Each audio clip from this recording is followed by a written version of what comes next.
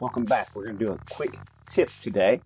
Have you ever noticed how on your tool or above your toolbar where you have your drop downs, there are letters underlined?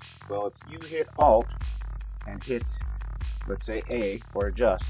Now once the drop down's falling down, all you have to do is hit any letter that's underlined for what you want. So if I want color, I hit L, brings it out, and then again I pick what I want. So let's say fade correction, I hit F, and then I can make my adjustments without scrolling over. It should make your life a whole lot faster and a lot easier, and that's your Corel quick tip for the day.